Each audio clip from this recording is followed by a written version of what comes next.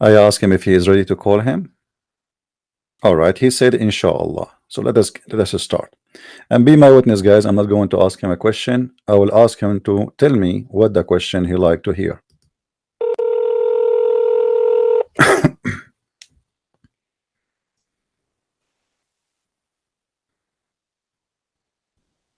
Hello? Do you hear me? Yes, Dr. Rouhi, how are you? الحمد لله كيف حالك يا I'm أخي fine, I'm fine. Thank you. We are thankful for the Lord that we have you back. And today we hope that all of us, Christians, Muslims, Buddhas, Hindus, atheists, they will get the benefit of this meeting. I hope you have آمين. I hope you did eat and you are good to go. Yes, الحمد لله. All right. You know, my friend Rouhi, some people they are asking me because we don't have your full name. They said, who is Sheikh Rouhi? Even one of them, he said, Sheikh Rouhi is not even a Muslim. He is claiming that you are not a Muslim. So what do you say to those Muslims who they are saying that you are not a Muslim? What? I am not a Muslim? One of them owns to God. He called me. I am. It's recorded there. You know, you can check it out. He called me and he said that you are like you are hired by me. You know, I paid you money to come and you are acting as a Muslim, but you are not. That's what he said. You believe it? It is a big lie. Yeah. So, you know, what do you want to say to those who, before we start, for those who they are saying you are not a Muslim, as I heard, you know, that's you have a PhD, right? Hello? Cat and voice. Yeah. Hello, I hear you. Yeah. I was introducing to them. I told them that Sheikh Rouhi, he have a PhD in you know, and he is a sheikh and he is a very well-known person in Paltalk. But if you like to introduce yourself before we start, go ahead, please.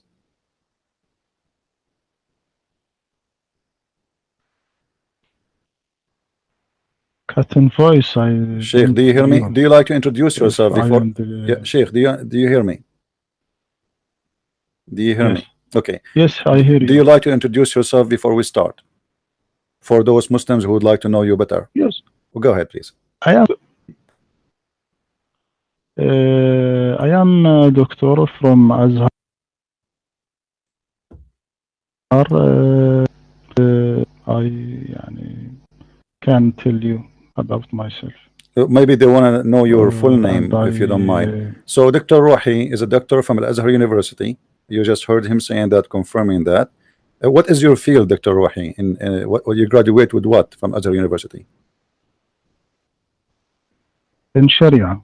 In Sharia. So he is in Sharia. He is a person who have a PhD in Sharia Allah. That's wonderful. All right. Do you like to say your full name, Dr. Rouhi, or you don't want to mention? It's up to you. No, later, my friend. No problem. Dr. Rouhi, I'm not going to ask you any question. You are our guest. So I'm going to ask you, what do you like me to ask you? Give me the question you like me to ask you, and I will give it to you back. What? I don't understand. What do you like me to ask you? I'm not going to ask you a question of my choice. What is your favorite question you like to be asked? Like something you can really explain very well because you know everything about it. First, thank you a lot for it. Sheikh, let me call you back because the voice is cutting for some reason. Let me give you a call back. Hold on, maybe that will fix. Let me call you back in a second. All right, Sheikh. Yes, I will restart. Okay. Now. All right. Because somehow it's cutting. Do you have many programs running in the background of your computer? Maybe there's many because you're in Egypt. One minute, my. Yeah. 1 minute, my friend. No problem. Take your time. All right. So as you heard, guys, he confirmed that he is a PhD person from Al-Azhar University. For those who do not know, the Azhar University is the highest university in the world to teach about Islam. Me, myself, I did not get my degree from the Azhar University. I got it from different school, have nothing to do with this university. However, My experience with people who graduate from Islamic University, you learn nothing. And today we are going to prove it. All right. Tell him to close the window. Okay. Please invite your friends. We have only 215 people. Like, come on. If a girl, she is doing unboxing for her t-shirt, she will get 500. Go on YouTube and you will find a girl, she is doing unboxing for what? For lipstick. She have 5,000 people watching live. I mean, come on. All right, let us call him back. He's back on air. All right, Sheikh. Hello. Yeah, we hear you. Go ahead. Hello. Yes, I hear you, Sheikh. Hello. I hear you, my friend. How the voice now? It is good. It is good. Go ahead. It's good. Oh, okay. Go ahead. We are listening. Oh, okay. First, thank you a lot for your polite. May Allah bless you. Truly, I am glad to meet you and discuss with you. But يعني also for those who follow us and don't speak English, I suggest that you ask your question in Arabic, then you ask your question in English, and I'll answer you in Arabic, then I'll answer you in English, because a lot of people ask me to do that. If this is possible. Is it possible? You are in your room in Part2, right? You have a room in Part2 open. Is that what's happening or what? Now, no. Now it is closed, my room. Oh, okay. Because you know, if we wanna say the thing twice, maybe we can do other debate just in Arabic, me and you know, for the same topic or anything else. Let us focus here in Arabic and English, because everybody listening now is English-speaking people. However, feel free to speak in Arabic if you have to, or to read something, or to quote something. No problem, and we translate. Is that all right? Okay. All right. Go ahead, my friend. Oh, all right. Okay. In the last debate, now we are talking about نسيان النبي صلى الله عليه وسلم. Okay. All right. I said for me it is authenticated يعني authenticated hadith. Why? Because many of scholars not take every hadith who contradict with Qur'an, even if this hadith was in Bukhari. Not this hadith personally, but even every hadith contradict with the Quran.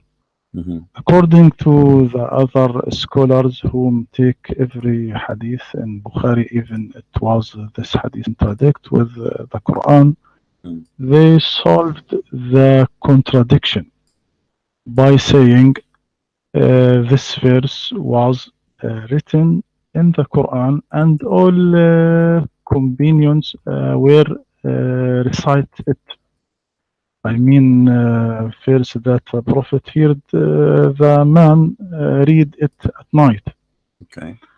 And in this moment, when this man read it in the night, this ayah was absent from him, from the Prophet Muhammad. Then the Prophet sallallahu alaihi wasallam has remembered it. It is case like when we see a dream at night, then in the morning we forget it, but we are remembering it immediately when we see this sign reminds us of it. So this verse was absent from him, but has not erased of his mind. So forgetting has here is because his mind is preoccupied with something else. Also, scholars said, according to prophets, forgetfulness after informing people is possible, but forgetting before informing people is impossible because when he informs people,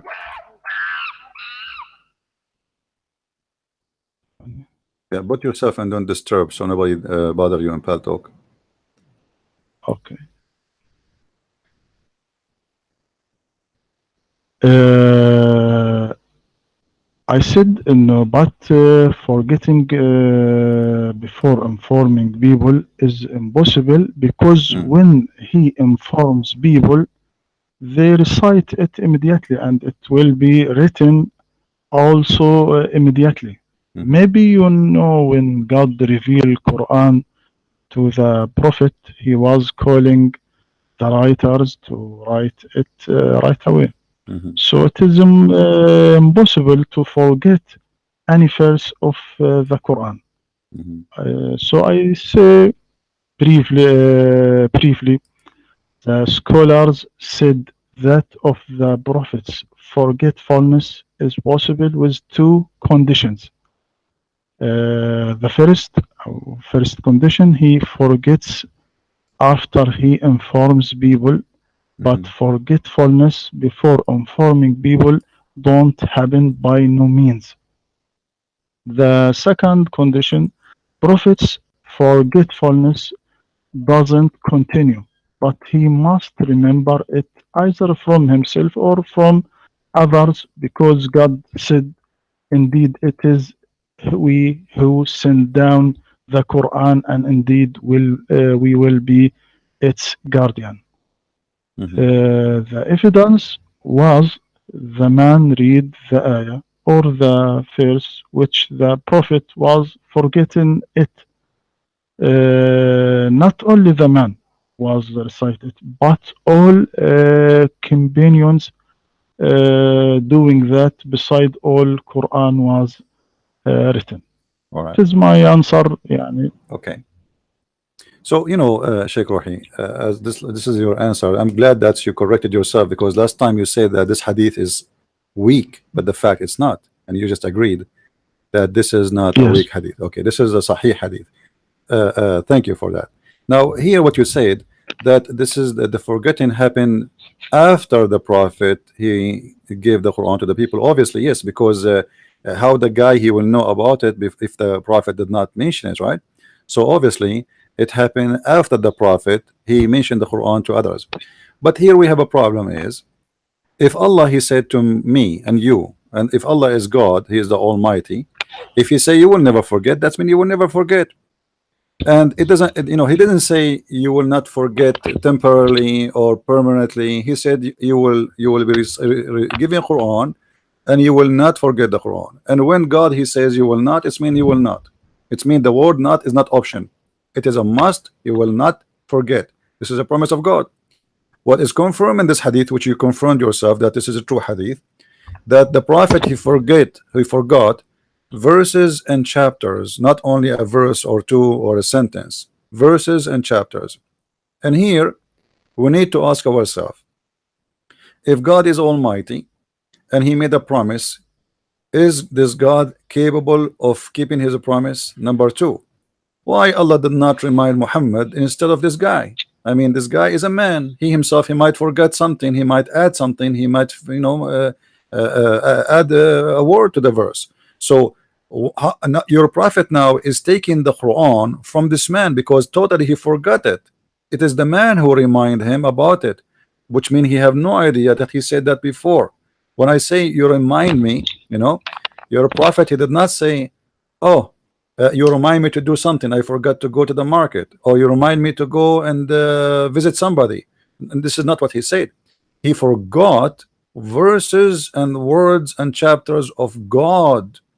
Now here, is that because Allah did not keep his promise, or because Allah he promised him not to forget, but Allah in purpose caused him to forget because he want to test Muhammad in something?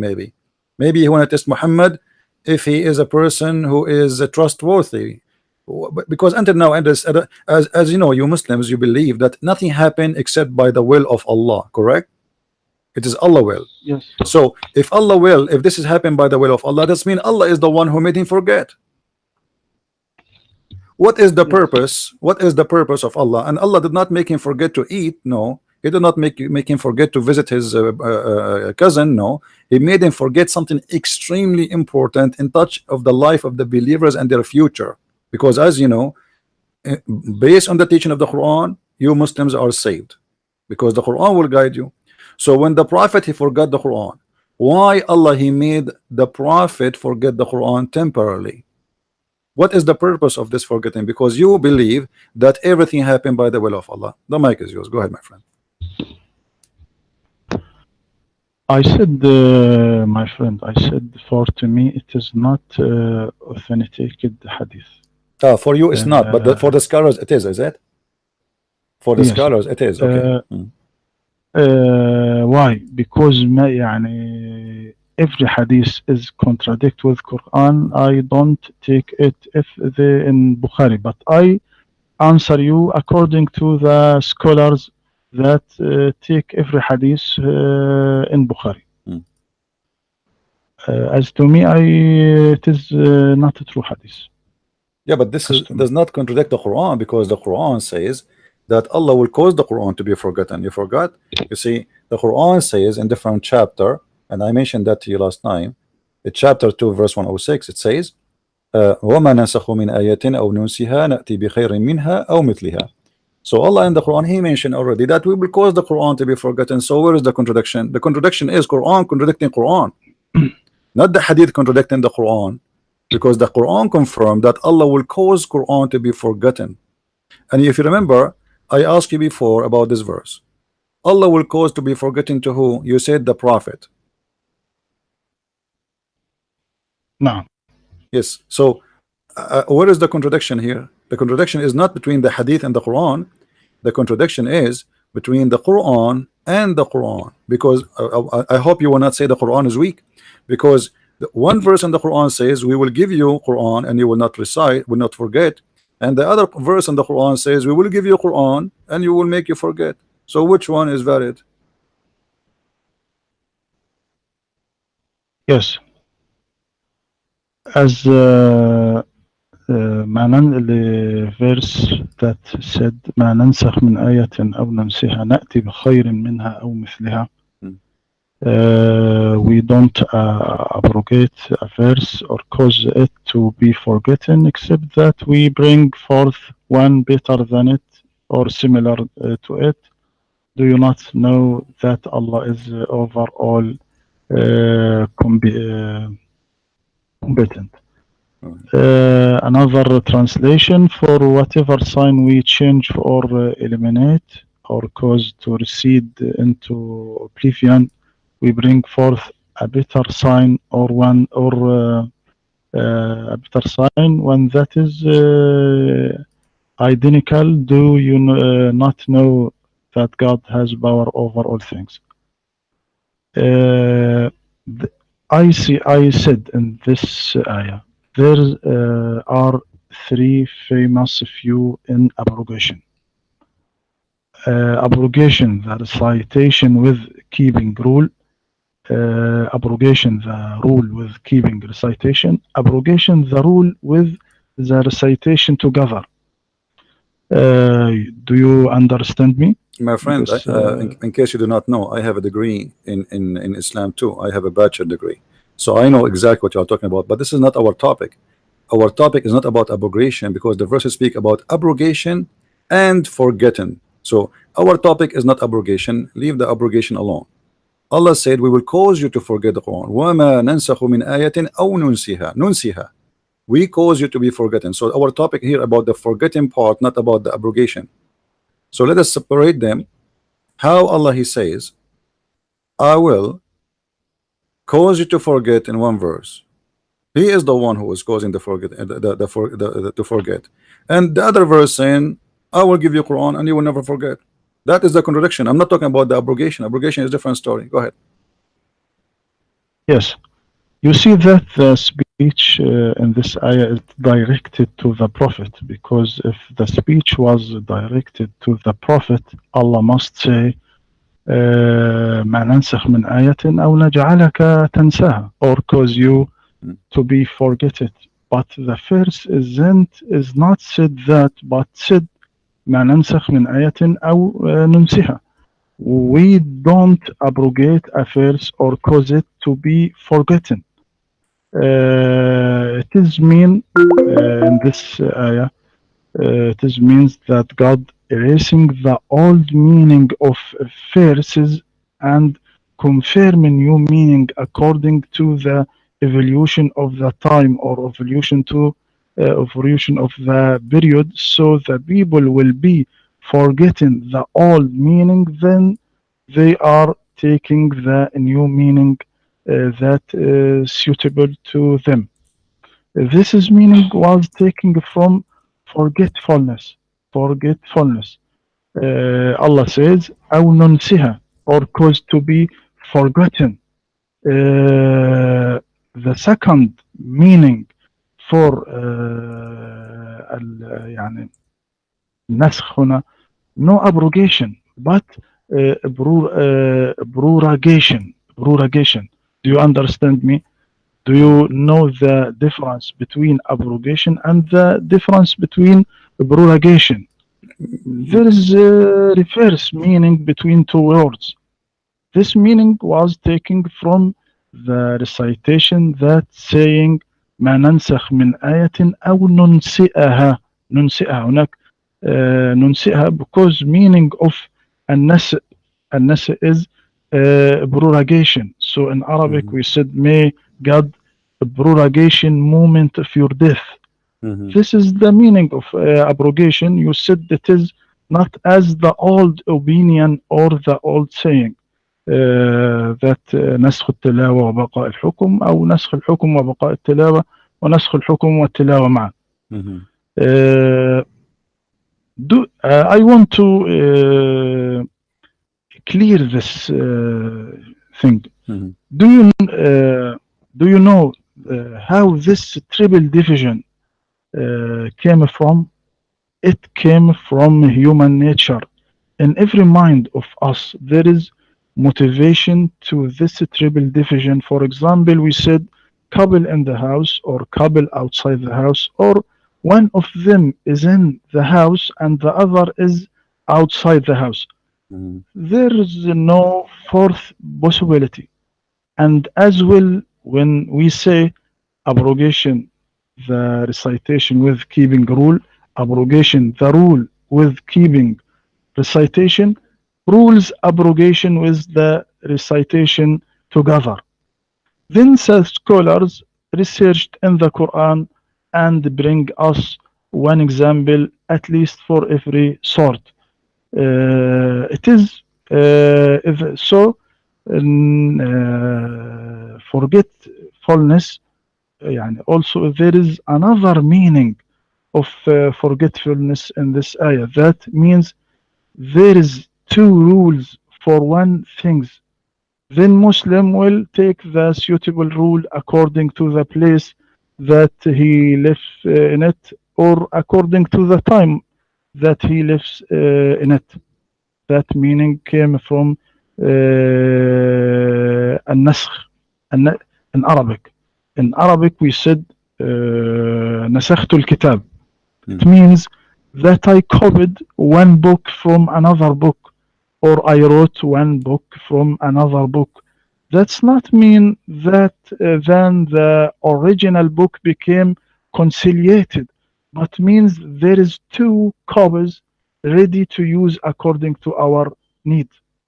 This is my opinion, and their scholars said in this ayah. All right. ننسها. That's wonderful. You see, my friend, Arabic is your first language. Arabic is my first language, and there's a huge difference between nunsi and nasa'a. The word nasa coming from the word forgotten. This is why all your Muslim translation is saying forgotten, not to like pre-post or repost later. This is not about something he will do later. However, if you go to book Al-Qurtubi, here you will find the problem, and your prophet was trying to solve it. I don't know if you have the book of Al-Qurtubi with you. You will see that the Jews, they accused your prophet that he is ordering the Muslims things he never even said. And your prophet, he confirmed that he is, yes, you know, he is ordering the Muslims. Nowhere in the Quran it says he's making rules. And your prophet, he is, all what he is saying, oh, Allah gave me rules, but he made me forget the Quran. But don't worry, he will make a Quran better than the rules, or let us say he will make Quran instead of the Quran which I forgot. Because the Jews, they are challenging him. Where is the verses you are saying you gave them to do this and this? You did not give them anything, so you are making up rules. I don't know if you have the Al-Qurtubi with you. If we go there, it says قوله تعالى ما ننسخ من آية أو ننسها عطف على ننسخ وحذفت الياء, etc. This is for Arabic. And then he continues saying, and then they said إن محمدا يأمر أصحابه بشيء ثم ينهاهم عنه فما كان هذا القرآن إلا من جهته ولهذا يناقض بعضه بعضا. So Muhammad, to solve this problem, because they accuse him, that the Jews, they accuse him, and the Arab, they accuse him, that Muhammad is bringing things he did not even receive from his God. Where is bringing this? And he is contradicting himself. One day he says something, the other day he says something else. But where we can find that the Quran, where we can find the Quran saying what he just said? So Muhammad, he did not confirm, he did not say, oh, you are lying, it's not the case. No, he agreed with them. He agreed with them, and he said, Allah, he caused me to forget the Quran. However, Allah will bring me something better or similar.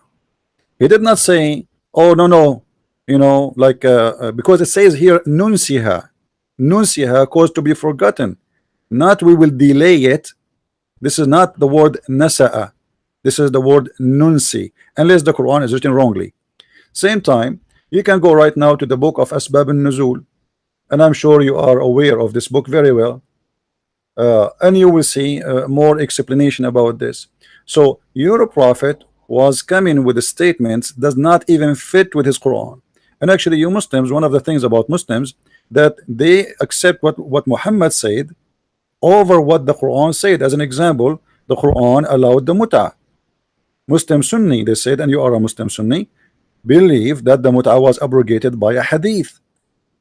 If I am in the time of the prophet, and I will say to him, how I can accept you abrogating something Allah allow?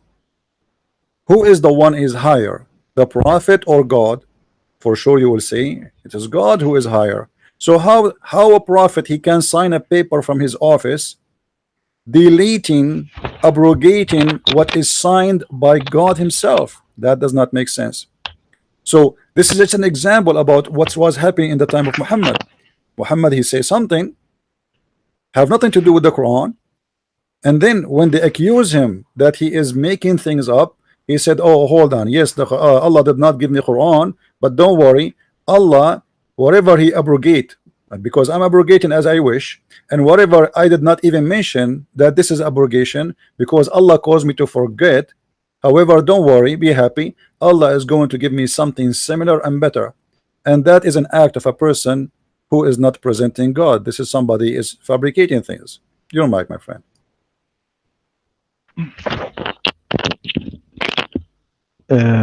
It is not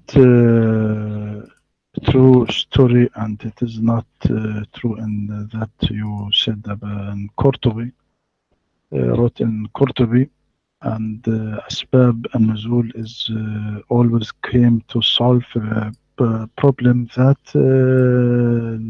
explainer don't or can solve it. It is not true. But my friend, hold on. I'm giving you time. But what do you mean not true? Are you saying I did not, Al-Qurtubi did not say that, or you are not agreeing with him? No, Al-Qurtubi says that. Okay, okay. That, because I thought you are accusing me of lying or something. I don't know. Okay, go ahead. No. All right. Yes, you are true, you are right. يعني All right. read what this in Qurtubi, but it is not true because أسباب النزول is always came to solve يعني problem that the مفسرين don't solve it. Okay. Now to see ما ننسخ من آية أو ننسها. What so look what Allah said after this verse. Said, or do you want to ask your messenger as Musa was asked before? أم تريدون أن تسألوا رسولكم كما سئل موسى من قبل. Hmm. After this ayah. Why? Because the wisdom of this kind of abrogation for facilitation to the Muslim in order not to fall him into the embarrassment as happened to Jews before. So ننسها this ayah. What meaning of ننسها? Make people forget this ayah. Why? Because يعني we can now I take you example. I take you example to clear this problem. Now look at this verse. The hour has come near and the moon has split. What this means? It means when the moon is split by the human. How is the moon is split by the human? The moon is split by the human when the human reaching the moon by spaceship. It is like as the knife when it's split one watermelon into two parts and we see what in it. But you will be notice that the old meaning of this ayah is correct according to the ancient time when the Prophet Muhammad said this ayah. So both meaning are true in this time because the Quran keeps pace with the times or goes with every time. Quran like universe, his discoveries don't stop until the day of resurrection. We can likening the Quran by river. You are see the river full of flowing water, but it's not the same flowing water which was flowing out a few days ago, because he is not sitting down. The water not stay, but always change. The river always refresh itself by itself. In spite of this, it is the same river which was from the very beginning. So it is impossible for the interpreter to explain the Quran and then close the doors of interpretation. This is what I want to say All in right. this ayah. All right. Well, you know, what you said to me, Dr. Rohi, is very interesting, because you are saying that those, you know, we cannot close the door of interpretation, but those who give interpretation, the more closer you are to the time of the prophet, the more accurate, because you were not there and you don't even know the background. So, and you just said, and I think everybody heard it clearly, you said that the book of Asbab al-Nuzul was made to solve problems, but isn't it all the interpretation in Islam is made to solve problems? Because you Muslims are so confused about what the Quran is saying, and this is why which means the Quran is making problems, not solving problems. When you say to me those books are made to solve problems, that means Quran is the problem, and it is so confusing to the point we need scholars to solve the problem. But then the scholars, they try to solve the problem, they make the problem more horrible. And now you are saying to me, oh, I don't agree with Al-Qurtubi, but you know that Al-Qurtubi is a big name in Islam. You don't agree with Ibn Kathir, but Ibn Kathir is a big name in Islam. You don't agree with that At-Tabari, you don't agree with etc. So what we do now in this generation anything will look embarrassing, will look really bad, and the prophet will look bad by those books. So what we will say, either we say it is weak, or we say, oh, you know, they are wrong, or we say, oh, we cannot close the door of interpretation, so now you have to recreate a new interpretation for something you yourself you are not sure of. Same time, you need to ask yourself, and you need to give us an answer. Why in the world the Muslims, they will lie about this? I mean, the one who wrote the books of Asbab al-Nuzul, or Qurtubi, or Tabari, or Ibn Kathir, those are Muslims and they are scholars. This is not a Christian prince. This is not a guy who was an Arab Christian who said, oh, let us say, make up stories. As you see here in front of me in the book of Asbab al-Nuzul, it says, the idolaters, they say, don't you see that Muhammad command his companions with something and then forbid them with some same, and command them to the exact opposite? I mean, isn't it obvious? I mean, why in the world you say something and then you command the opposite? As an example, the muta, it is a bad thing to practice.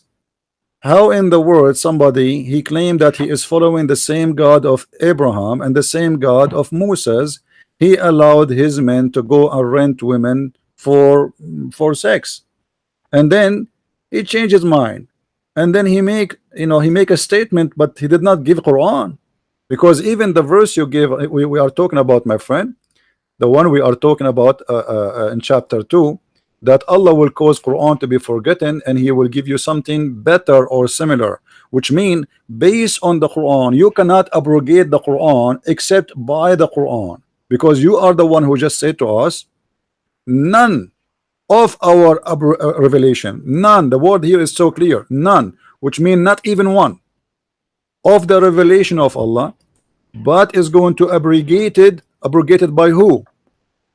By us, Allah. Do we abrogate or cause to be forgotten?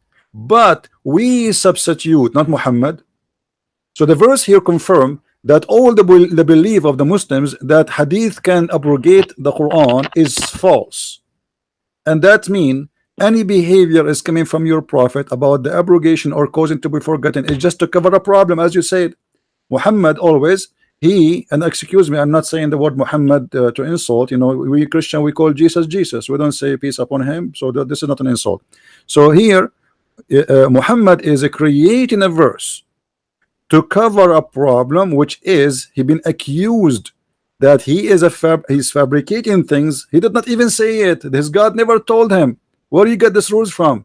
Your God says something to you in the morning, afternoon you say something else.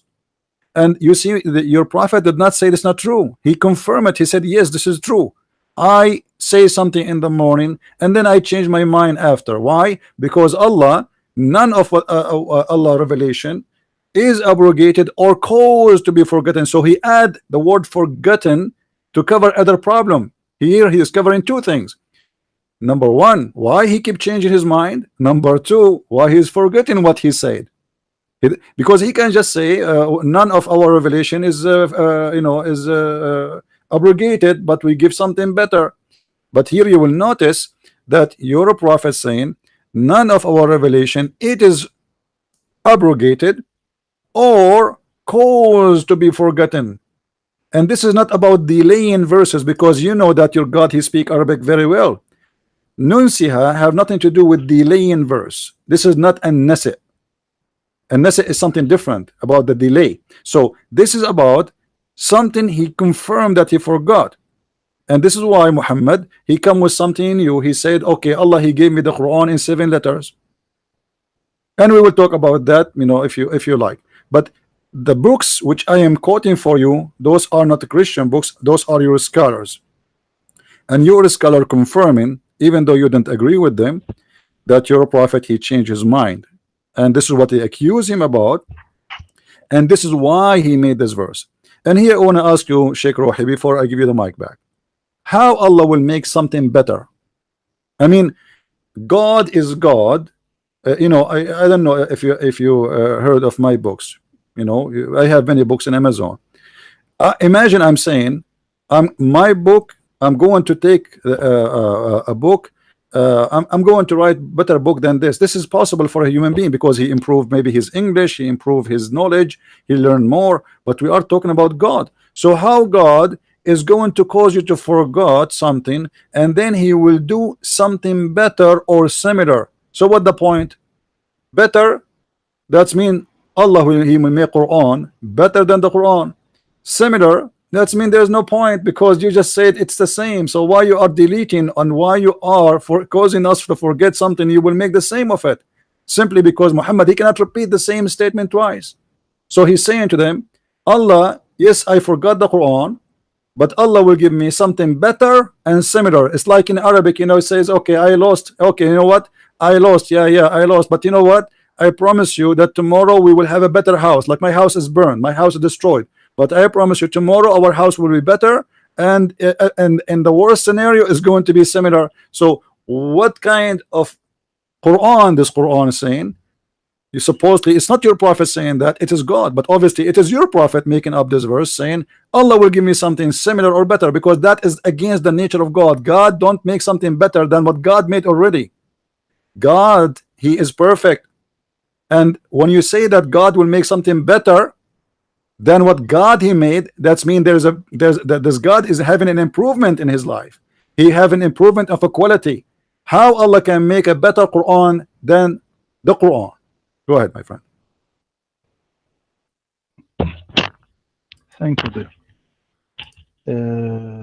أسباب النزول not all أسباب النزول is true.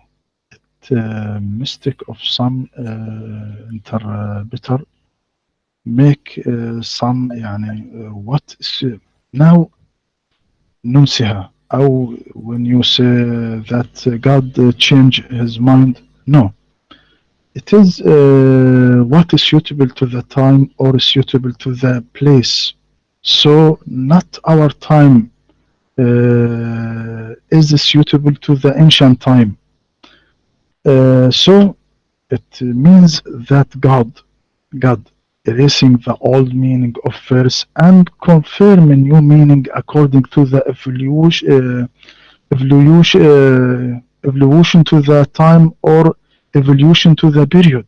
So the people will be forgetting the old meaning, then they taking the new meaning that is suitable to them in their time.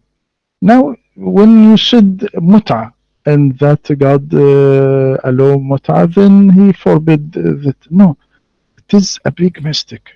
You are thinking that Islam is prescribed mut'a, while much was known before Islam.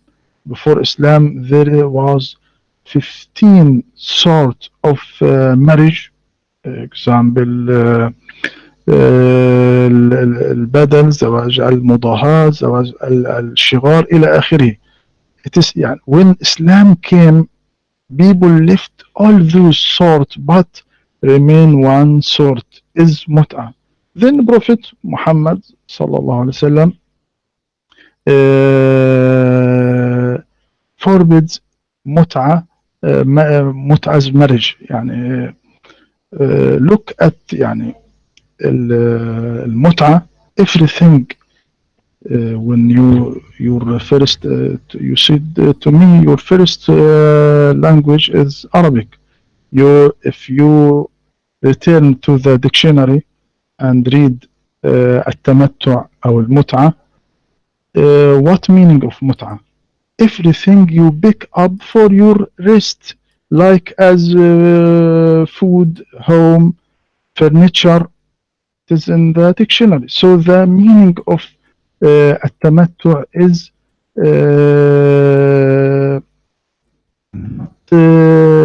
relish, not relish, but it is you pick up for your rest like food, home, furniture. This is what some people don't understand what the mut'a. But all mufassirin as-sunnah, all interpreter in sunnah, forbid and not said this is first talking about mut'a. So not a problem in this. You're done. Okay, yes. All right, my friend. You see, the purpose of the muta is about enjoying their body. What do you mean? Like, you know Arabic, I know Arabic. Yes, I enjoy going to the beach, I enjoy eating food, I enjoy hearing music, but this is not what the verse is about. So this is a different story. We are talking about enjoying it is their private part, and you have to pay for it. For what? For enjoying their private part. And this is not a marriage, my friend, because marriage have to be about making a family. This is the purpose of it, is not making a family. And you know the story very well. You are a person who have a PhD from Azhar University. That two guys, they approach your prophet and they said to him, well, we are here and we are like, we need women. So the prophet, he says, go, and he point his fingers at a bunch of women and he said, go and enjoy them. He did not go and say go and marry them. He said go and enjoy them. And then the two guys, they went there and they asked those girls to sleep with them in return of offering them clothing and money. So this is an exchange of service, have nothing to do with marriage. And you know that the muta is a preset date. One of the conditions, the major condition of the muta is which is a sexual pleasure, that you have to say how much you will pay. You have to mention for how long, and then the other person, which is the female in this case, she agree with you about the period and the time and the money. And when both of you reach that agreement, she is lawful for you. So if a man and a woman, they agree to sleep together for one night stand, let us say from 10 to 10, 24 hours. When the hour became 10 in the second day, this marriage, or what you call it marriage, is not exist no more. There's no need for divorce. So how we can call it marriage? This is not marriage. This is a contract of sexual activities, hiring women for the sake of enjoying their body. And not only that, according to the muta rules, and you have a PhD in Islam, a woman who is marrying this man, she inherit nothing of him. She cannot inherit him because she is just a muta. Actually, there is many books that say that this is istijar, this is rent. It's renting women. So what do you mean when you say to me that the Arab before Islam, they used to do that? Actually, by the way, I have a book, is just published in Amazon, speaking about the whole topic about that issue, not necessarily the muta, all the sexuality in Islam. What do you mean when you say that the Arab used to do muta and Allah allow it at that time? I mean, okay, was Musa allowing muta? Was Jesus allowing muta? Who is the word when they allow muta, and how Allah agree with the kuffar? Because this is not right, and you know that, and I am sure you will not allow any of your family to practice it. And as long it was okay for Allah at that time, what happened? I mean, why at that time it was okay, later it became not okay? I know you will tell me, oh, the prophet, he came in step by step, but this doesn't make sense, because at the end of the day, adultery is no, is not step by step. Killing is no. Lying is no. There's no step by step.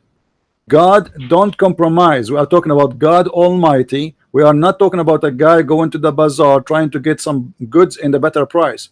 And here when we mention that Allah, he said something better, can you tell me what is better than the muta? Allah never gave muta better. Allah never send the verse to abrogate the muta.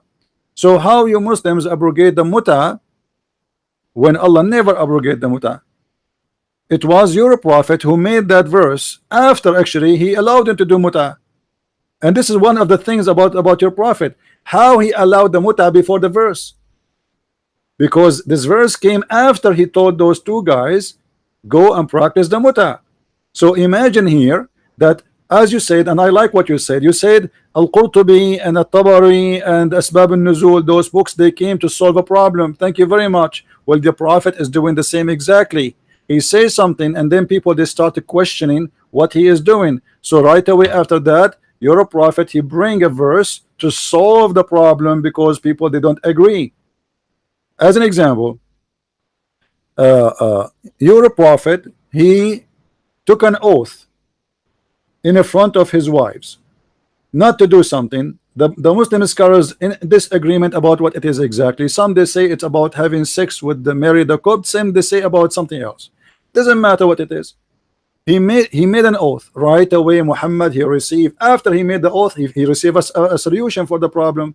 He received a verse from his God saying, why you are making an oath, forbidding to yourself what is lawful to you.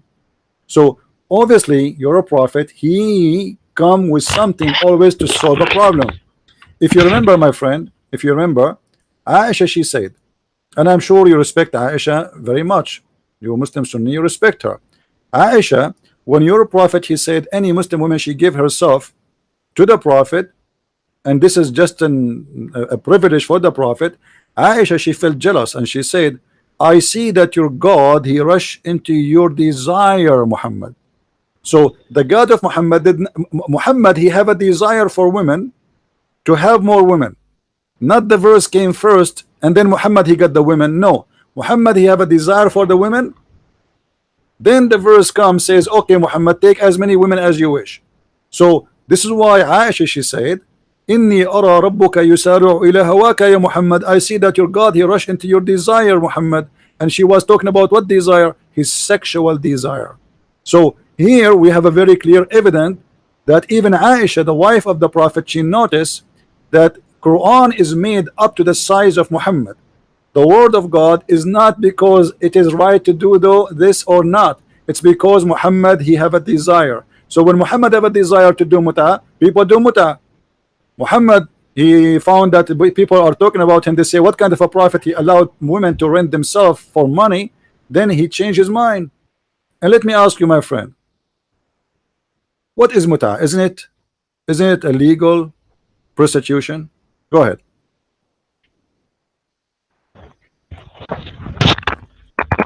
Thank you. You said that Sharia al-Islam, law of Islam, came, rule of Islam came step by step. It is true, step by step. Then he said in Muslim about mut'ah, O people, I had permitted you to contract temporary marriage with women, but Allah has forbidden it now until the day of resurrection. So he who has any woman with his tape of marriage contract, he should let her off and don't take back anything you have given to them as a door. This what the Prophet said about mut'ah. Then mut'ah don't allow, as the Prophet said, as the day of resurrection. Now الأجرة أو meaning of الأجرة in يعني فآتوهن أجورهن is recompense, not fair or rent or wage. No. You thought that الأجرة it is mean fair or rent or wage. No, it is wrong. God said in the Quran, فَبَشِّرْهُ بِمَغْفِرَةٍ وَأَجْرٍ كَرِيمٍ. Arabic people saying أَجَرَكَ اللَّهِ, يعني أثابك. Not it is fair, not it is rent, not it is wage. So when Omar ibn al-Khattab said, when he was Khalifat al-Muslimin, said, "O people, truly Prophet Muhammad allow mut'ah, then forbid it for us." This is about mut'ah. This was in the ancient time before Islam. And when Islam came, he forbid this, as he forbid wine and other things. He is take people step by step, because people wasn't know a lot about God. Then he forbid it, as I read to you, all people, I had permitted to you to contract temporary marriage with women, but Allah has forbidden it now until the day of resurrection. So he who has any woman with this type of marriage contract, he should let her off and don't take back anything you have given to them. This is about mut'a in Islam. My cures. All right. You see, Sheikh, the problem is, I don't know, when you say to me, I speak Arabic and you speak Arabic, but look like we are speaking about different Arabic. You give me an example saying that Allah, he says that Allah will give a reward, ujur, but this is a reward in the heaven, that to go in heaven. We are talking about here getting the woman money. You see, if the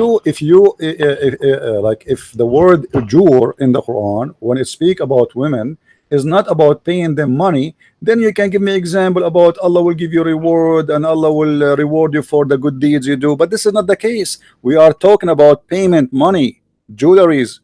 We are not talking about a reward of God in heaven. So this is totally different story. I look like he dropped. Okay, we will call him back. He's offline. We will wait for him to come back. All right, guys, do you see with me in the screen? He said this is not rented women. Do you see it? This is Islamic website. This is al-islam.org. It says, in some work special term is applied to women who participate in muta, mustajara, or rented women. Do you see it? Muta is considered a kind of rental.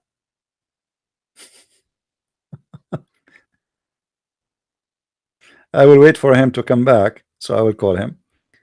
Dr. Rouhi is back. I will call him back.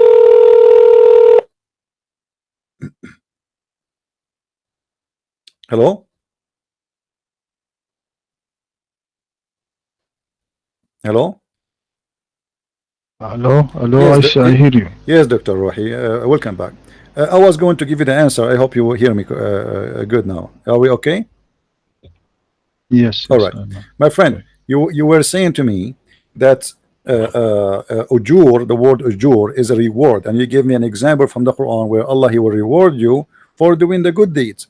But this is not the case here. This is about you pay money. So the word ujur here have a different meaning.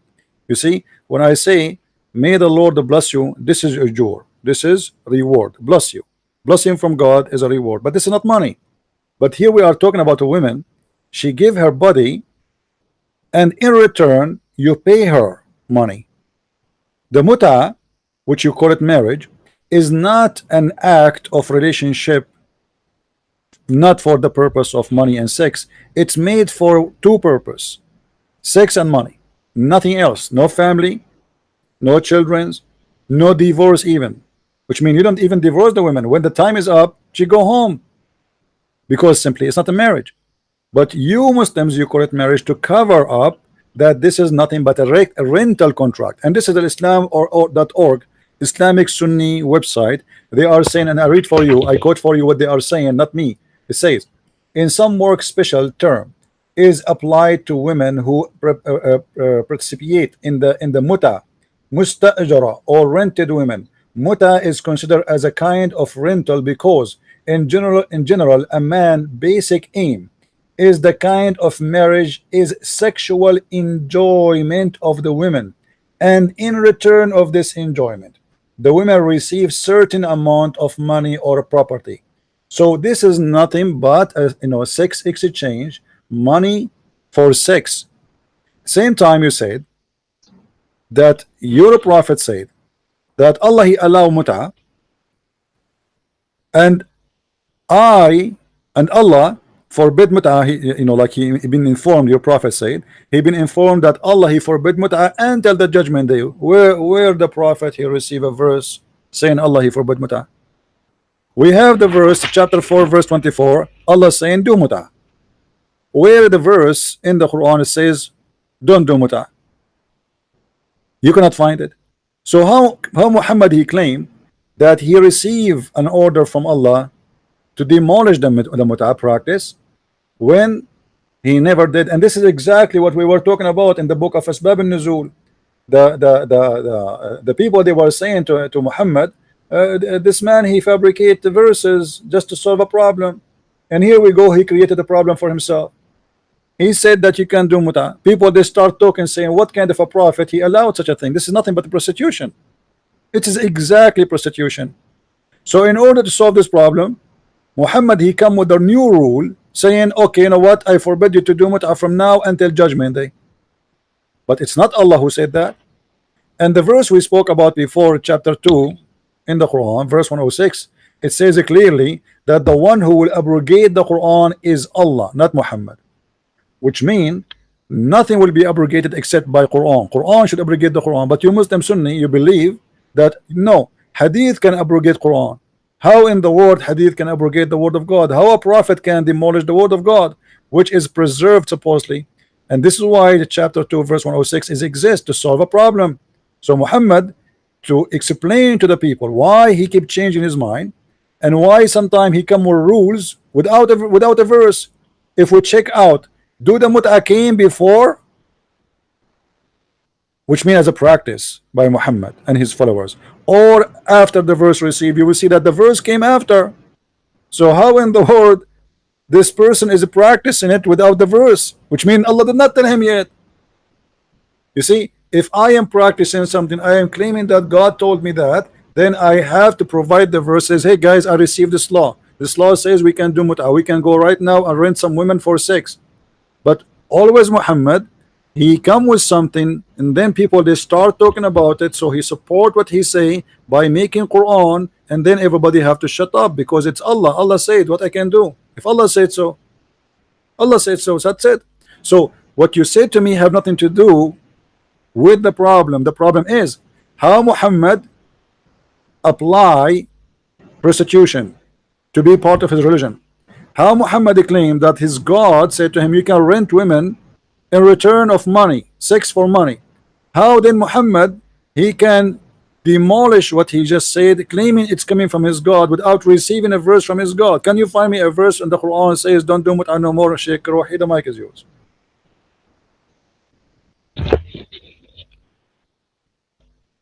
Thank you. You're welcome. Do you hear me? Yes. Yes. Okay. What Allah, I said, and Allah not allowed mut'a, but mut'a was before Islam. Then Islam forbid this step by step. But why all interpreter said is not about mut'a? This verse not about mut'a. So give me one interpreter, he said that verse about mut'a. All interpreters said it is not about mut'a. If this verse about mut'a, why all interpreters said it is not about mut'a? And Muhammad sallallahu alaihi wasallam said it is in what I read to you. I had permitted you to contract mut'a with, but Allah has forbidden it. How Allah was forbidden it? In Quran. How Allah forbid it? Not in Hadith, in Quran. Where? Because Muhammad said Allah has forbidden it now until the day of resurrection. Where is the verse? Is it clear? Where is the verse in the Quran which says mut'a is not allowed no more? Where? So where is the verse in Quran that allowed mut'a? It is not allowed. Give me one interpreter said it is in Sunnah, not in Shia. No problem. It is this verse allowed mut'a. Well, here we go. Tafsir al-Miqbas of Ibn Abbas. It says that this is mut'a, zawaj al-mut'a, and I can give you a ton of them. I mean, it's really strange you are saying to me, give me one person saying that when all of them they agree that this is about mut'a. Actually, can you give me one did not say this is about zawaj al-mut'a? I'm really amazed of you saying that.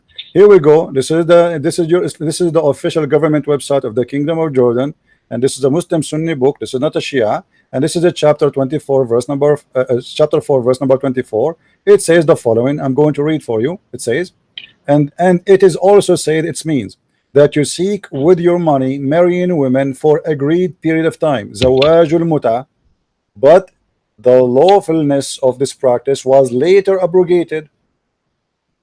This is Sunni opinion. This is not a Shia, and this is Quran, and this is the interpretation of the Quran.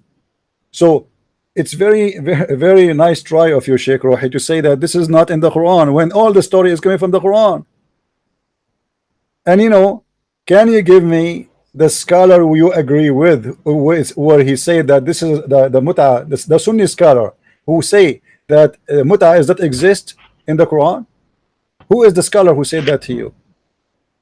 Where do you get this from? It's very strange, my friend. It's very strange.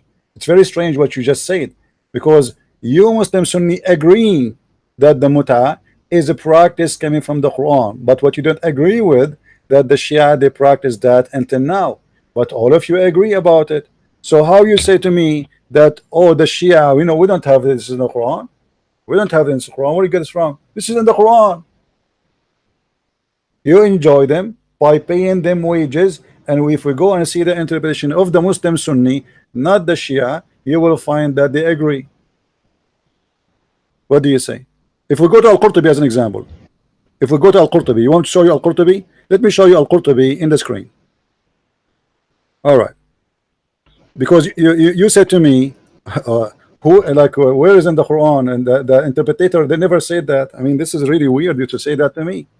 You can say that to somebody who have no idea what Islam is about, not to me. This is Al-Jami' li Ahkam al-Quran, Tafsir Al-Qurtubi. All right, you can read with me in the screen, please. All right, it says the following. Let us go and read.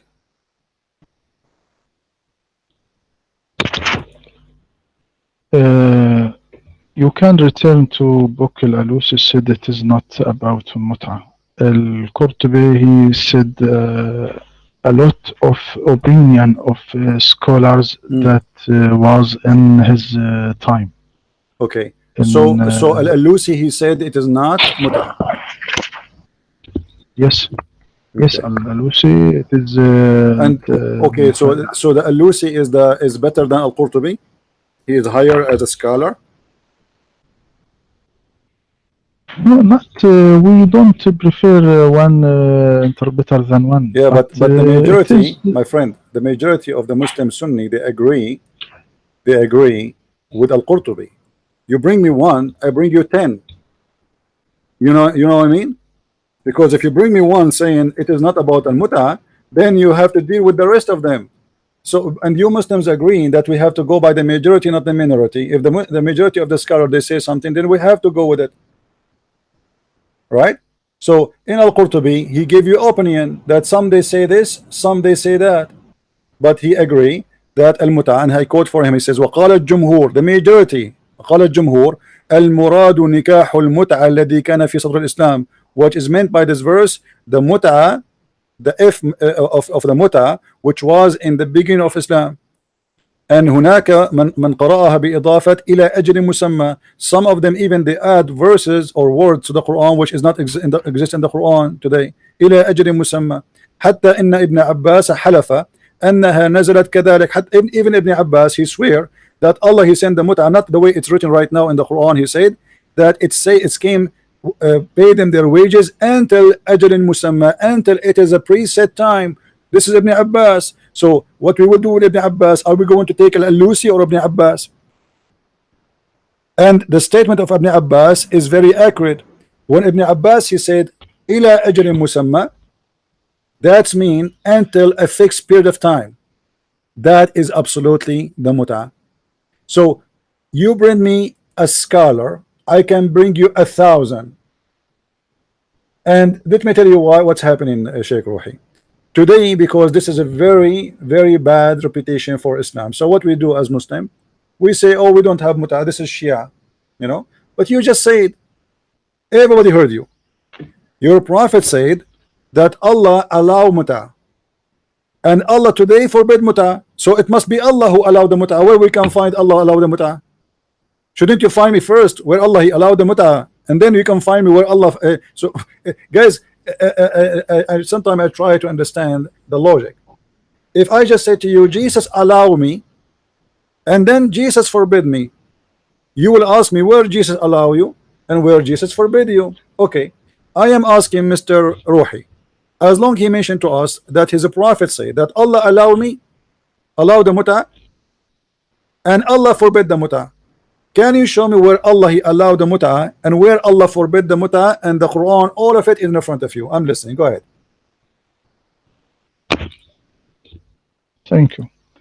My friend, if the majority of Muslims take Al-Qurtubi in this verse, why they forbid Mut'ah? I don't agree with Al-Qurtubi in this verse. I don't agree. I agree with Qurtubi tell a lot of opinion about interpretation.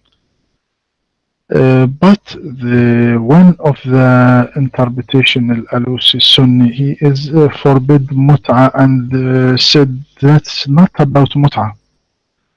So all Muslims, majority now of Muslims, well, not majority, all Muslims, Sunni, don't take mut'ah, don't practice mut'ah.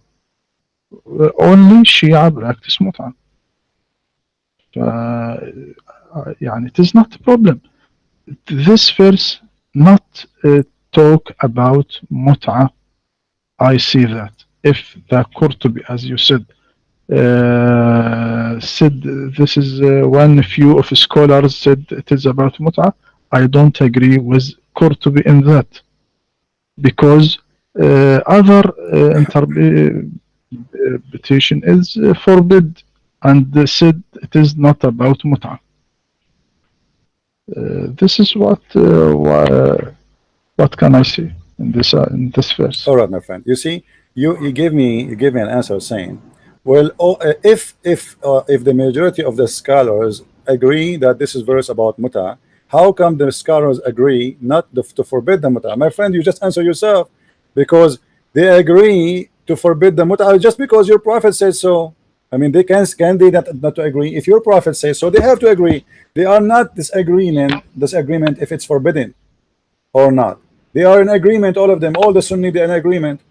So they are in agreement because your prophet says so. As simple as that. It's not because it's right or wrong. The prophet he forbid, we forbid. The prophet he allow, we allow.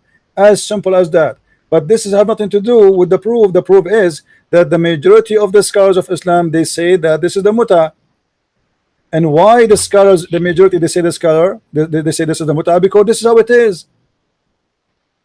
If we go right now and we take the interpretation of the Muslim scholars one by one, you see I have in front of me long list of scholars.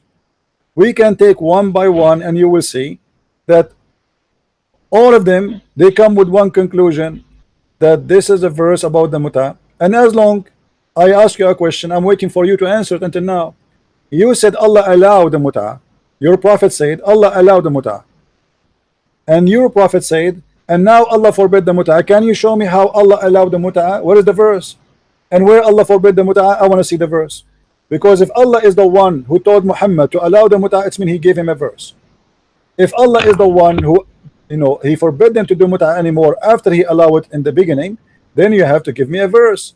So can you provide me where is the reference where Muhammad he received that Allah allow him to do muta? And where is the reference where Allah now he forbid Muslims to do muta anymore? Can you? I'm listening. Yes, you said that Ibn Abbas allowed muta in Al-Qurtubi, but Ibn Abbas said muta was in the beginning of Islam. Then when Allah said إلا على أزواجهم أو ما ملكت أيمانهم, he said every one except this is forbid. Husband except husband. So Ibn Abbas said Mut'a was in the beginning of Islam. Then Allah forbid all this. Islam not give mut'a to people, but it is before Islam. And Islam, when came Islam, is forbid this marriage. This is what I can said in this. Okay, my friend.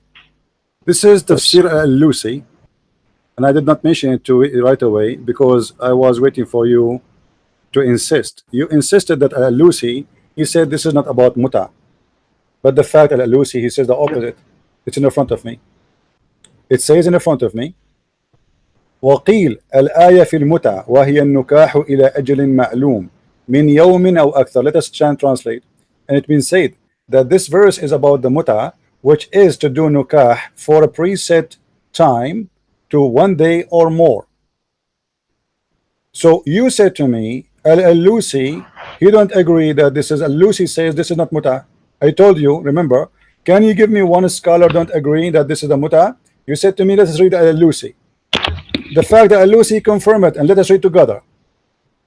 وحكي عن ابن عباس رضي الله عنه أنه كان يقول بحلها ثم رجع عن ذلك. So it was said that Ibn Abbas said that it used to be allowed, and then he changed his mind about it. رجع, he retreated from that order, and then he said that a man who is lost, which means he lost his way. God said to Muhammad, إنك رجل تائه. قال علي كرم الله وجهه إنك رجل تائه إن رسول الله صلى الله عليه وسلم نهى عن المتع. So he's telling a guy, you are lost, man. The prophet, he forbid the muta, and he continued then, saying exactly the same as al-Qurtubi. And just to correct you about what you said Ibn Abbas said that the muta was in the beginning of Islam. Ibn Abbas did not say that exactly, my friend. Ibn Abbas said that it was in the beginning of Islam, and he added that there is 3 words actually, is taken off from the Quran. Ibn Abbas said, let me read for you in Arabic so you remember. حتى إن ابن عباس حلف أنها نزلت كذلك حيث قال والله لأنزلها الله كذلك. What أنزلها الله كذلك? قال إلى أجل مسمى. So which mean you pay them their wages, those who you do mut'a with them, and you pay them their mut'a with them the ajri musamma until the preset time. So Ibn Abbas claim that your Quran today is a fabricated Quran, because today it's not what Allah he said, and he swear by Allah, saying I swear by God, I swear by Allah that this is how the verse came down, ila ajri musamma. And now al-Lusi disagree with you, and you are the one who asked me to read from al-Lusi, but al-Lusi agree totally with me. Let's read al-Lusi saying, al-Lusi said وما رواه الترمذي والبيهقي والطبراني عنه أنه قال إنما كانت المتعة في أول الإسلام كان الرجل يقدم البلدة ليس بها معرفة etc.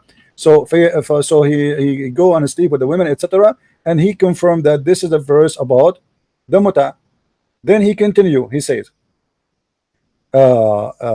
he's saying that the muta became so popular after Muhammad, he allowed it, became so popular. It says and what it says about Allah Messenger, he allowed the muta, and Abu Bakr and Umar, they forbid from doing it. That is returned because of the abrogation. It was not in the abrogation language, and Umar he forbid people from practicing that, or let us say to announce it, until the mut'a became so popular. ممن لم يبلغه النهي عنها, for those who did not hear that mut'a should be forbidden right now. So Muslims, they still practice mut'a even after Muhammad died. Why? The claim is that some of the Muslims did not hear the Prophet saying that the mut'a is forbidden. So my friend, the scholar you mentioned to me agree with me, Al-Qurtubi agree with me, Al-Tabari agree with me, Ibn Kathir agree with me, all your scholars agree with me. Who agree with you? Nobody. Same time, you said mut'a was before Islam, but you said Allah, Muhammad, he said Allah allow mut'a. Are you saying Allah allow mut'a before Islam? He gave it to who? Who is the prophet for the Arab?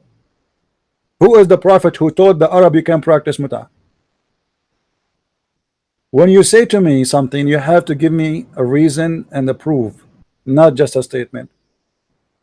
I want to hear from you, Sheikh Rouhi, an authentic proof that Muhammad, when he said Allah allowed the mut'ah, he did not mean the Quran. And when he say Allah forbid the mut'ah, he mean the Quran. Where is that we can be found? Oh my.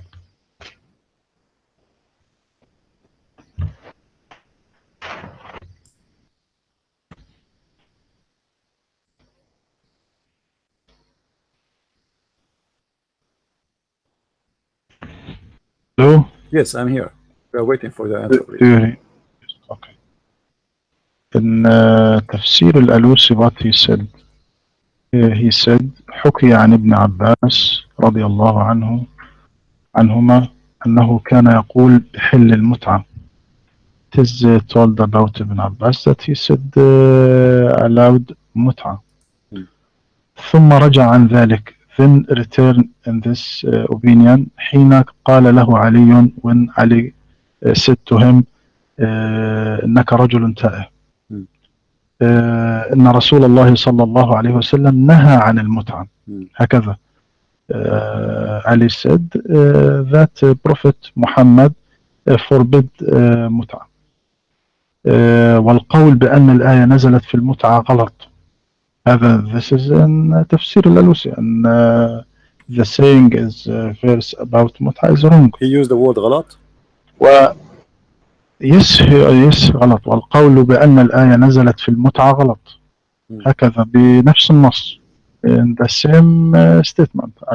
والقول بأن الآية نزلت في المتعة غلط, وتفسير البعض لها بذلك غير مقبول, لأن نظم القرآن يأباه, حيث بين سبحانه أولا المحرمات, ثم قال وأحل لكم ما وراء ذلكم أن تبتغوا بأموالكم محصنين غير مسافحين, وفيه إشارة إلى النهي عن قصد مجرد قضاء الشهوة وصب الماء واستفراغ أوعية المني. فبطلت المتعة بهذا القيد, لأن مقصودة المتمتع ليس إلا ذاك دون التأهل والاستداد إلى آخره. ثم قال ثم لما فرغ سبحانه من الكلام عن النكاح قال فما استمتعتم به, وهو يدل على أن المراد بالاستمتاع هو الوطء والدخول بقصد الزواج, لا الاستمتاع بمعنى المتعة التي يقول بها الشيعة, والقراءة التي ينقلونها عمن تقدم من الصحابة شاذة. هكذا قال الألوسي, وهو Okay, what is the verse, Sheikh Rouhi? What is the verse about that you can, because you said the Prophet said Allah allowed the mut'ah. Where Muhammad he got that Allah allowed the mut'ah from? Where allowed? If this is not the verse about the mut'ah, so where Muhammad he got the mut'ah from? Because you are the one who said Allah allowed the mut'ah, not the pagans, right? Aren't you the one who said Allah? The Prophet said Allah allowed the mut'ah. Okay, can you show me the verse on the Quran where Allah allowed the mut'ah to Muhammad? But Allah didn't allowed the mut'ah. This is not allowed the mut'ah. This verse. No. I'm not talking about this verse. Do you understand? Friend, let me explain to you. You said that the Prophet said Allah allowed the mut'ah, and today Allah forbid the mut'ah. Okay, so who is allowed the mut'ah? Allah. Who is the one who forbid the mut'ah? Allah. Can you show me the verse where Muhammad saying that Allah allowed the mut'ah? Because if I say Allah allowed the mut'ah, I have to show a verse. Where is the verse from Allah to Muhammad says okay, do mut'ah? As long as this is not the verse which is about mut'ah, which is most of Muslim scholars, even Ibn Abbas confirm that the verse used to have a sentence says ila ajali musamma, until a certain period of time, which means it's confirming the mut'ah, because this is what mut'ah about preset timing. So Ibn Abbas confirmed that there's word is missing from the Quran, and then you confirm that the Prophet said Allah allowed the mut'ah and Allah forbid the mut'ah. Where we can find the reference of Allah allowing the mut'ah, additional to the hadith you mentioned? Can we find the verse in the Quran for Allah allowing the mut'ah?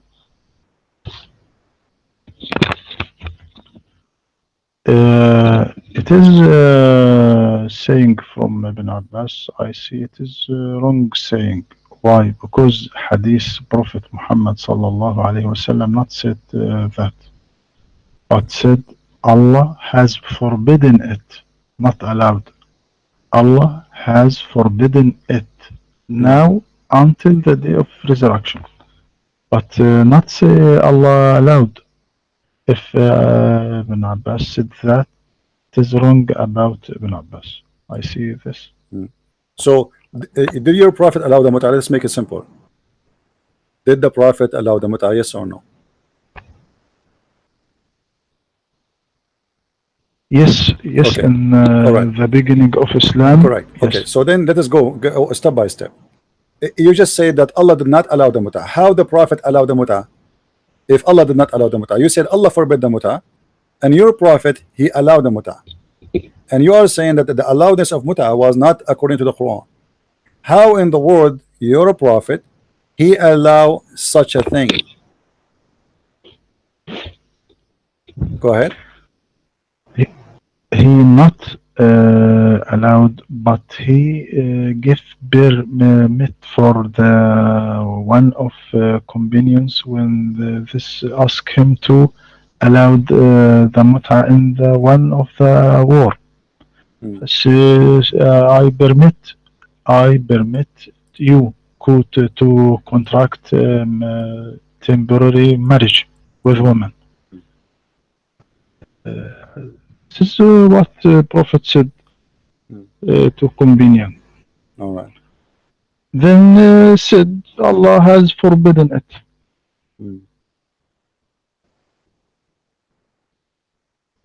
So Allah, okay, just to concentrate with you, the Prophet, you just said the Prophet he allow a guy to go and rent a woman for sex, and then Allah forbid that. All right. If this was a practice before the Prophet, do Muhammad need to allow it? Because people obviously they used to practice it. The fact we cannot find anything in the pre-era of Islam, people doing mut'ah, they do different kind of relationship. There is prostitution, yes, there is, you know, there's exchange of wives, yes, there's many ways, but that's not mut'ah. This is prostitution simply. There's nothing called mut'ah. If you go and check all the names of before Islam, you will not find one of them is called mut'ah. Mut'ah is a statement created by Muhammad and his followers. And now, as long you are the one who said, and everybody heard you, that the Prophet he gave a permission to someone to do mut'ah. And what is mut'ah? Is to pay a woman for sex. Muhammad he gave the permission according to what? Because as you said, he permitted, which means he can say no. If a man is coming to me and saying to me, can I go and do and that, it's mean people they are obedience. Or what I need to say to him, no, don't do that. The story I mentioned to you, and I can show the reference, where two guys they told the Prophet that we are here alone and we need women. So when the Prophet he said, go enjoy those women and give them exchange. The two men right away they went to the women and they asked him to sleep with them in return of giving them some clothes and money. So your Prophet, based on what you just said to me, he can say, don't do that, this is haram, this is unlawful, this is bad, this is prostitution. Your Prophet did not do that. In the top of that, he gave them permission to do that. And you to make it more horrible, Dr. Rouhi, you just said that your Prophet is behaving according to his own mind, his decision. So how you Muslim says وَمَا هُوَ إِلَّا وَحْيٌ يُوحَى, anything the Prophet he do is inspiration from God. Anything, this is why you follow him as a sunnah. Muhammad he practiced nothing about religion but from God. So was Muhammad here wrong? Are you willing to say to me that your Prophet was teaching an evil teaching, telling women and men, Muslim women and Muslim men, to go and rent each other for sex, get sex for money? This is the teaching of your Prophet in the beginning of Islam? Go ahead. My friend, Muhammad not created mut'ah not created by Prophet Muhammad, but it was before Islam. But he gave permission to this marriage when one of companions ask him to give permission, then forbidden this. So mut'a was in the society of Islam, and so Muhammad forbidden this. This what I How he see. allow it, my This friend? How he allow it if it is something the pagan they practice? I mean, should you allow it or you should go against it?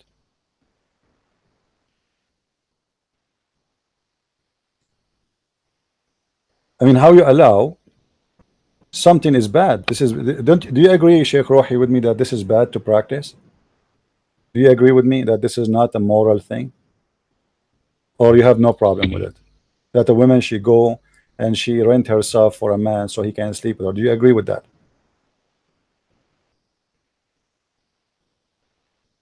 no. You don't agree. It is bad. No, look, my friend. Now in this debate, I said my opinion, and you said your opinion. No Then problem. we must give the Okay, no problem. I will finish this. I will finish this. A hadith. I will finish this as long as you want to. You said your opinion. What? That Ibn Abbas said, قال إنما كانت Sorry, I don't المتعة. understand. Do you hear me? Do you hear me? Yes. Okay. ابن عباس said قال إنما كانت المتعة في أول الإسلام كان الرجل يقدم البلدة ليس لها بها معرفة فيتزوج المرأة بقدر ما يرى أو ما يرى إنه يقيم فتحفظ له متاعه وتصلح له شيئه حتى إذا نزلت الآية. Alright, so Ibn Abbas confirmed that this is a verse about the mut'ah. The man, he come to a town and he just hire a woman to take care of him. This is what the mut'ah is about, to take care of him, to have sex with him, etc.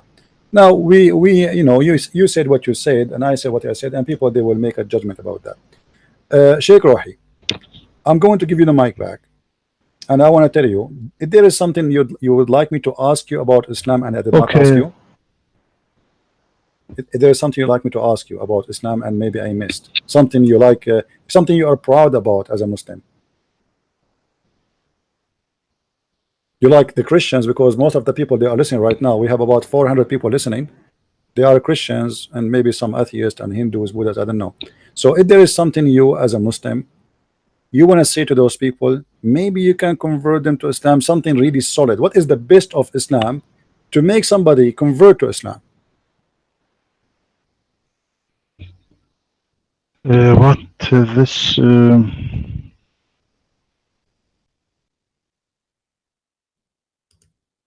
We don't hear you, Sheikh Rouhi. Are you there? thing not about mut'ah. No, we are done with the mut'ah. You said they don't want to talk about the mut'ah. No problem. Let us go continue. So what is something, give us something you as a Muslim proud about, and maybe that thing will make the mind of people to convert to Islam. I have more than 400 people listening to you. How you can convince them that Islam is from God? What is the proof? Here we go. We spoke about your prophet.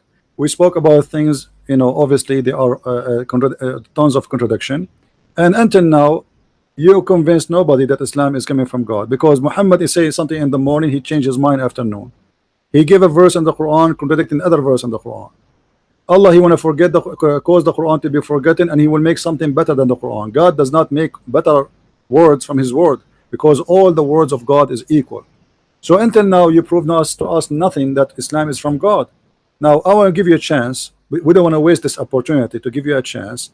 How you can convince us with the best of the most powerful proof you have that Islam is from the true God, which his name is Allah, according to Muslims. Go ahead. My friend, one of the greatest attributes of the Islam, of the Quran, than others books, that he focus on Lord of the worlds, Lord of the universe, or Lord of the all beings. this idea not be clear before the Quran. People's perception about God before the Quran was limited because the past religion was belonged to prophets folk.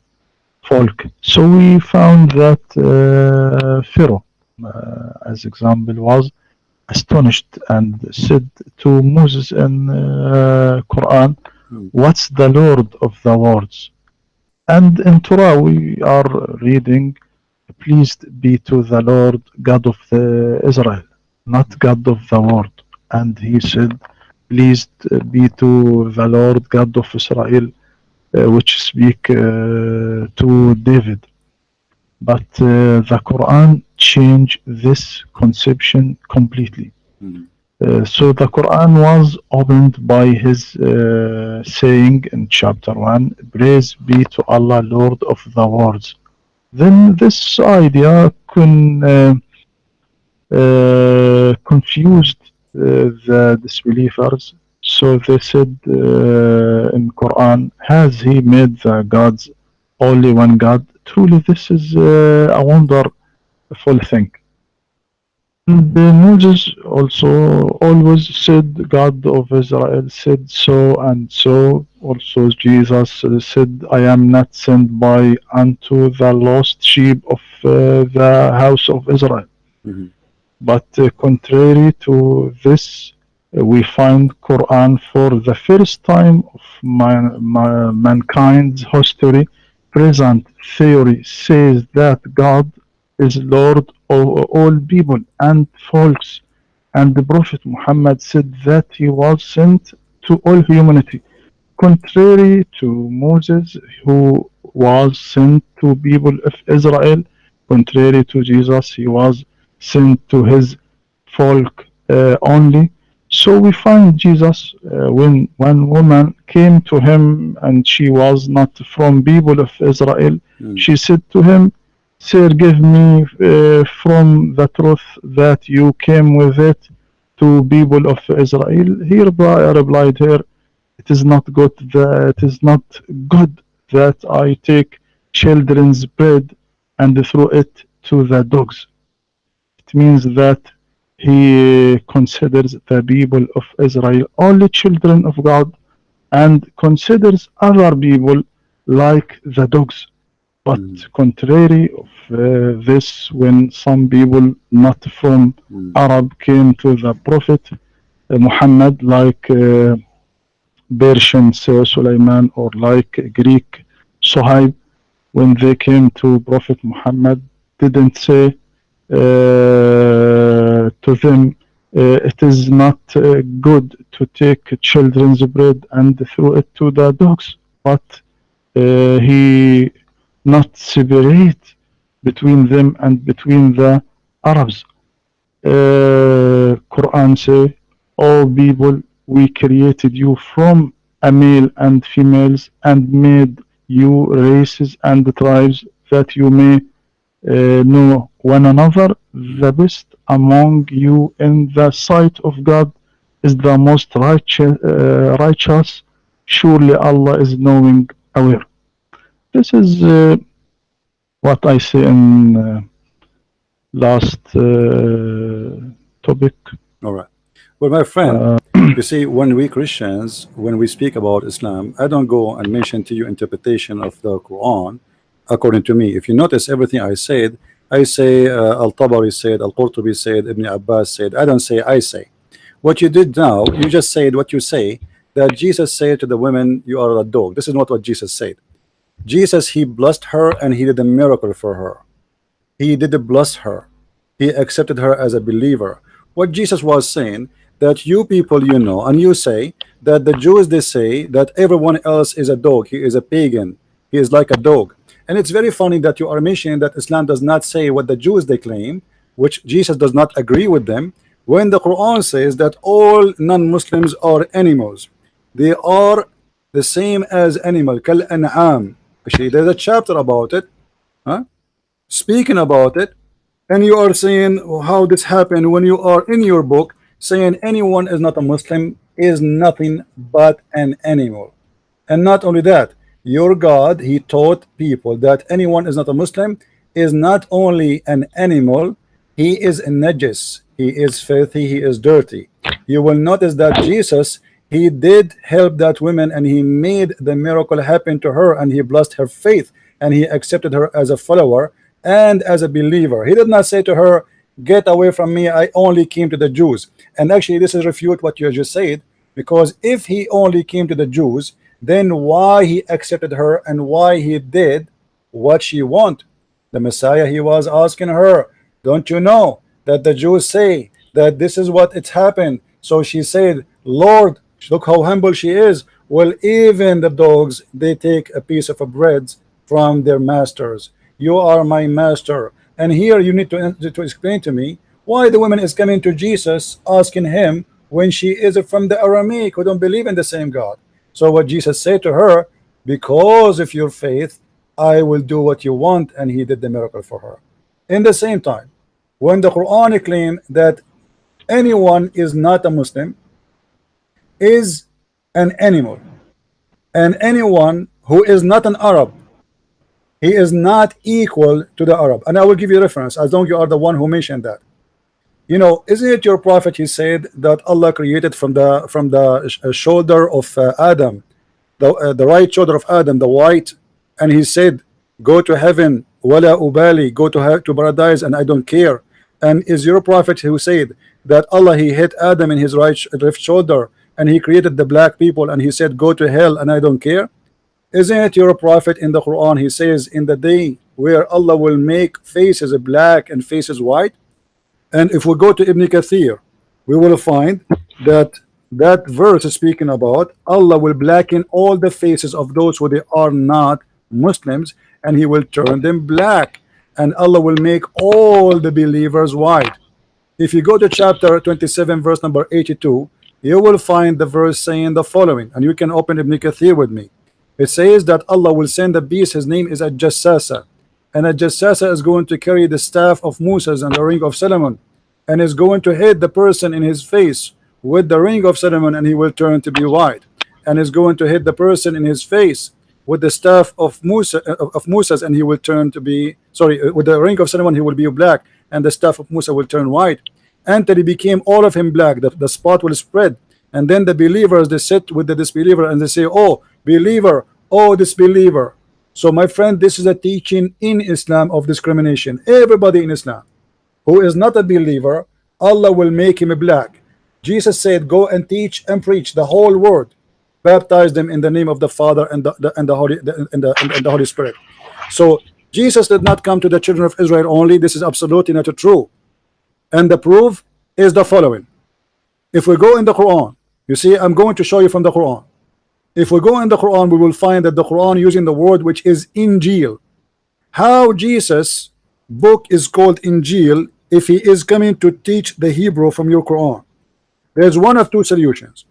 Either your prophet is copying the name from the Greek, which is one of the original books of Jesus, which means written in original copy in the Greek language.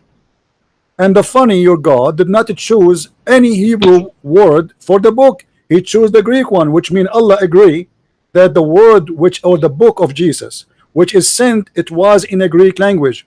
However, and this is we can find in chapter 3 verse number 33.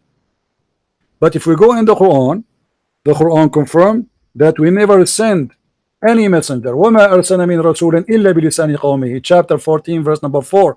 We never send a messenger except in the tongue of his own people. So how the book is sent in a Greek language, and this is why the name is Injil, but yet the Quran says we never send a messenger except in the tongue of his people. And how you say to me that Muhammad was sent to all mankind, and the Quran says we never send a messenger unless he speak the tongue of his own people? Do the Kurdish speak Arabic? Do the Pakistani speak Arabic? Do the Indians speak Arabic? Do the British speak Arabic? It says it clearly. We never sent. And this is a statement said in the time of Muhammad, not before, not after. It was mentioned and said to Muhammad, we never send a messenger except in the tongue of his people. What is the purpose? In the language of his own people, in order to make things clear to them so they might understand. So the Quran confirmed that there is no way Allah will send a messenger to a people who don't speak the language, because if he do so, they will not understand. So how you say to me Muhammad is a messenger for all mankind, when the Quran confirmed contradiction, that Muhammad cannot be a messenger for all mankind because the people will not understand him? You see, this is why I say Islam is a collection of contradiction. They try to explain our book to us. When we show them what the verses in the Quran saying and the interpretation of the verse saying, they deny it and they say, oh, I don't agree with the scholar. Now let me ask you, Mr. Rouhi, the verse in front of us, we never sent a messenger, except, is Muhammad included in this verse, or he is not included? This is the verse speaking about Muhammad as an included person, that Allah will never send any message except to a messenger. He speak the language of the people, and he is from the people, and then we send him the message. Your mind. My friend, it is not true. Let this next debate. Okay, now I must go. It is late for me. I will sleep little before sahur. No problem. So you can make another debate to discuss next another, Saturday, if you want, if you like. Next Saturday, every Saturday we can have you here. It will be wonderful to have you, Sheikh Rouhi. Thank you very much for coming, my friend.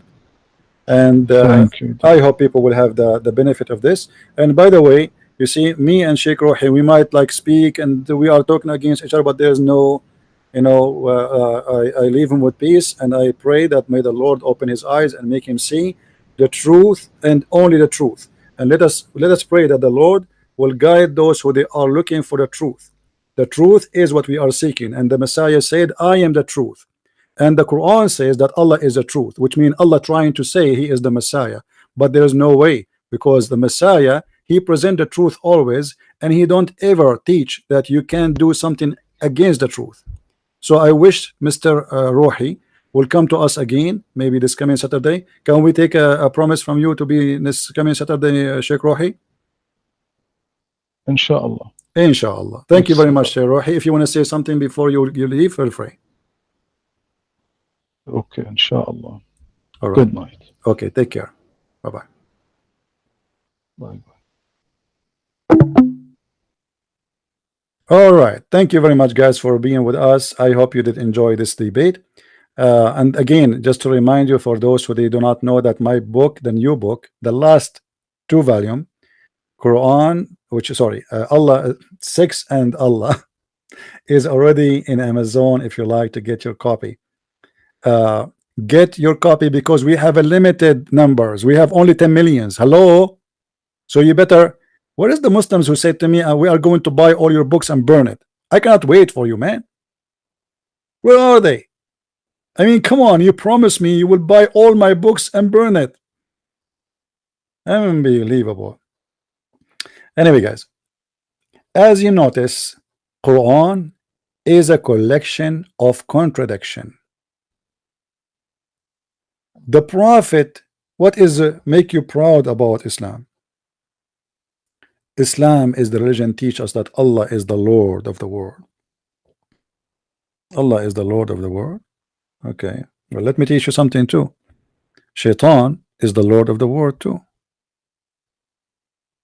Who said he's not? He is the Lord of this world.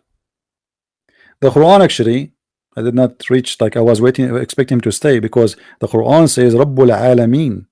Rabbul Alameen. What does that mean? You see, the Muslim, they believe that there is 2 words. He is the Lord of the 2 words. And I was going to ask him next, what is those 2 words? Your God is the Lord of them. And then he will discover that this is exactly what Satan is about. But anyway, I hope maybe next Saturday he will come and we will have a more discussion about it. I'm not going to stay longer on air for a very simple reason. We want people to download the video. We don't want to add additional things have nothing to do with the debate, so we make it only about the debate. So if you did not subscribe to our channel, please feel free. If you want to have more knowledge about Islam and learn how to debate Muslims and learn, because you see, learning how to debate Muslims is about learning about the cult we are talking about. You cannot debate somebody and you do not have a knowledge. Otherwise, he can play you. As you see, this is a sheikh who have a PhD, but he will not hesitate to practice taqiyya. He said that there is nowhere in the Quran speaking that there is a mut'ah, but he is the one who said Allah allowed the Prophet to do mut'ah and Allah forbid the Prophet to do mut'ah. When I ask him, are you saying that the Prophet, he was allowed by Allah to do mut'ah, but you don't have reference for that Allah gave him? How the Prophet, are you saying the Prophet, he allow you to do mut'ah without permission from Allah? Because if it's a permission from Allah, show me the verse. If it is not a permission, who is Muhammad to make such a thing, allowing adultery? Go and rent a woman for sex. What kind of a prophet? He is the best example of mankind. He allow man to go and rent a woman for a night or two. What if Jesus allowed that?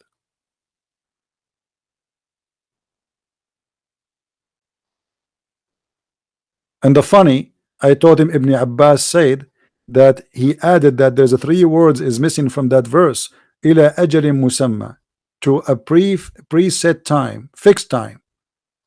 He did not answer about that. Ibn Abbas is the cousin of Muhammad, is not just anyone walking down street. Thank you guys for being here. May the Lord bless you, and until we see you tomorrow again, I hope.